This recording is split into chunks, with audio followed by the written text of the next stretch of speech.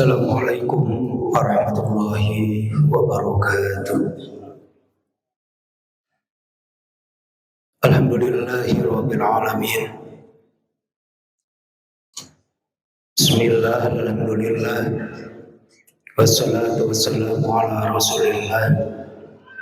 Asyhadu an la ilaha illallah wahdahu la syarika lah.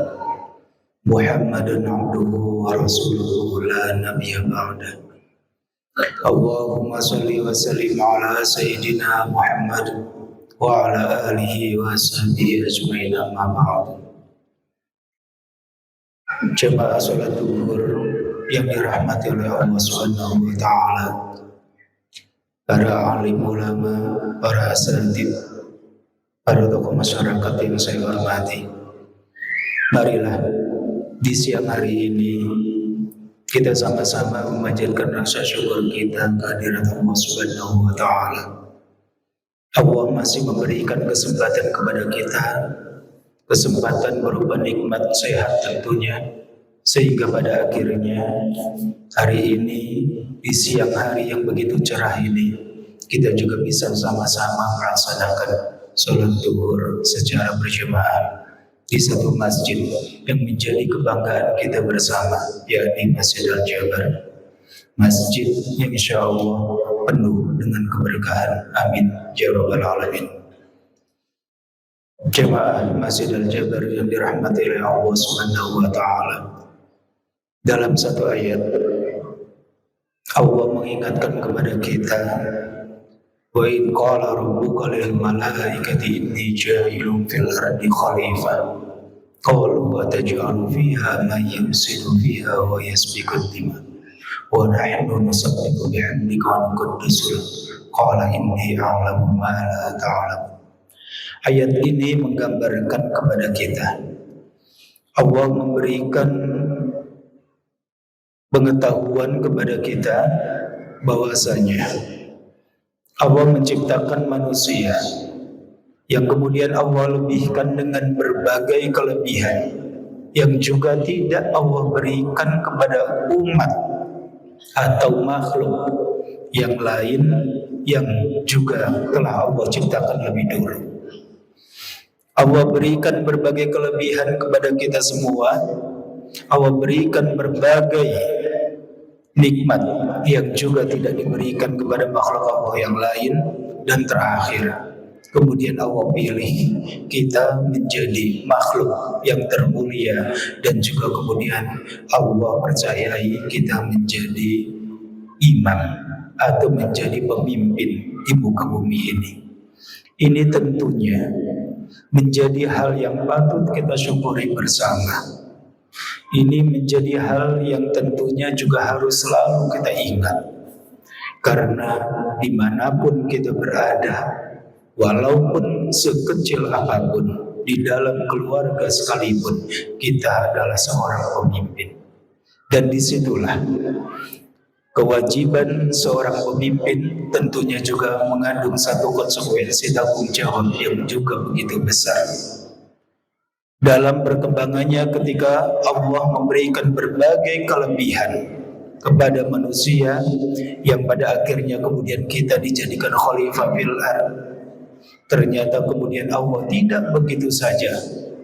Allah kemudian tidak tanpa menguji kita, tetapi berbarengan dengan itu Allah dalam ayat yang lain menyampaikan bahwa wala nabluwannakum bisyai'in minal khawfi wal ju'i wa naqsim minal amwali wal anfusi wat thamar. Allah dalam memilih mana manusia yang terbaik, yang juga sesuai dengan apa yang diinginkan oleh Allah, Allah tentunya memberikan berbagai ujian.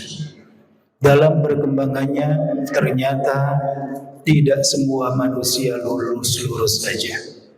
Ada 3 kategori manusia. Yang pertama, manusia yang kadang-kadang karena beratnya ujian yang dihadapi, pada akhirnya kemudian lupa tentang tugas atau misi kemanusiaannya itu sendiri. Untuk apa Allah menciptakan kita? Sehingga pada akhirnya ketika ditimbang, maka antara kebaikan dan kejelekannya juga bisa jadi banyak kejelekannya atau banyak salahnya. Kelompok ini dalam Al-Quran dinamakan adalah kelompok dzalimun li nafsi. Kelompok yang kedua, ada kadangkala orang karena beratnya sebuah ujian yang Allah berikan juga kadang-kadang masih bisa istiqomah atau juga kemudian juga tidak istiqomah. Kadang-kadang baik juga kadang-kadang lupa. Ini memang menjadi sebuah kodrat. Karena apa?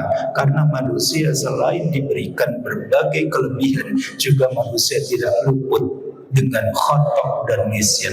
Tidak luput dari sebuah kesalahan dan kekalpaan. Inilah yang pada akhirnya kelompok yang kedua ini ketika menghadapi berbagai ujian yang diberikan oleh Allah, maka kemudian kadang-kadang juga sesuai dengan apa yang diinginkan oleh Allah, tetapi juga kadang-kadang juga tidak sesuai dengan apa yang diharapkan oleh Allah. Kelompok yang kedua ini Allah sebut dalam ayat Al-Quran menjadi kelompok muqtasid. Kelompok yang ketiga, mudah-mudahan kita juga berada di dalamnya. Kelompok yang ketiga adalah kelompok orang-orang yang bisa istiqomah. Bisa istiqomah ketika kemudian Allah memberikan berbagai nikmat atau bahkan kemudian Allah sedang memberikan ujian. Allah memberikan berbagai nikmat, mereka tetap berbuat banyak kebajikan. Allah mengujinya dengan berbagai hal yang tentu juga tidak diinginkan, juga mereka masih istiqomah. Nah, kelompok inilah yang mudah-mudahan kita semua bisa berada di dalamnya.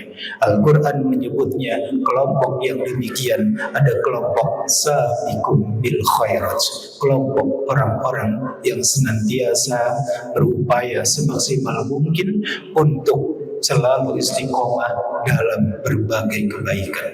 Jemaah salat zuhur yang dirahmati oleh Allah Subhanahu wa taala, dari kelompok-kelompok yang terbaik ini kemudian ada orang-orang yang Allah istimewakan yang disebut dalam hadis yang sangat dirindukan oleh surga.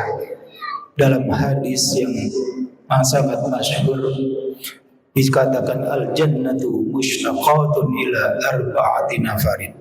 Surga merindukan orang-orang terbaik, orang-orang yang notabene oleh Allah dia dianggap menjadi manusia-manusia istimewa. Ada 4 golongan dari orang-orang yang terbaik ini yang kemudian sangat dirindukan oleh surga.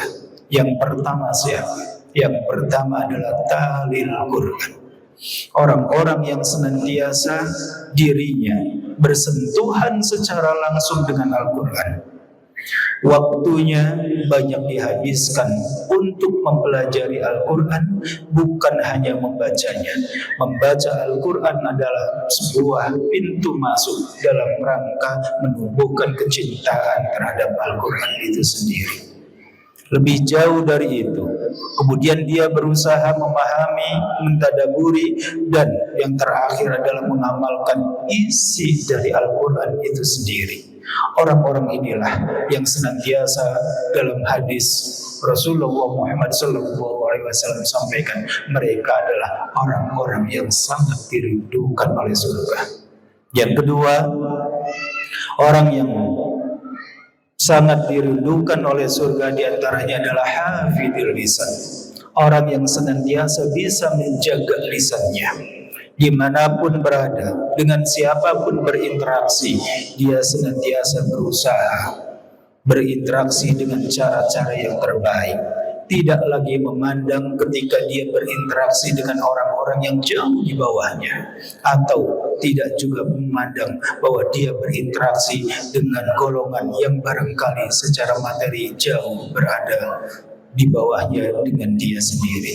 Dia senantiasa menjaga lisannya, berkomunikasi dengan cara-cara yang terbaik, tidak mengedepankan emosinya ketika menghadapi sebuah masalah, dan juga tentunya dia menjadi orang-orang yang di lingkungannya senantiasa mendamaikan umat.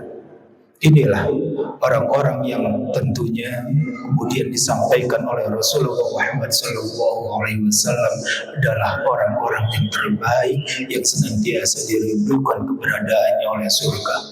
Kalau bahasa Sundanya dikupayan, di oleh surga selalu dipanggil-panggil agar segera masuk. Kemudian yang ketiga, kategori orang yang ketiga yang oleh surga juga sangat dirindukan, yakni adalah wabut ibil jihan. Orang-orang yang senantiasa punya kepedulian tinggi terhadap sesamanya. Wabut ibil jihan makna aslinya adalah orang-orang yang senantiasa memberikan bantuan terhadap orang-orang yang sangat membutuhkan.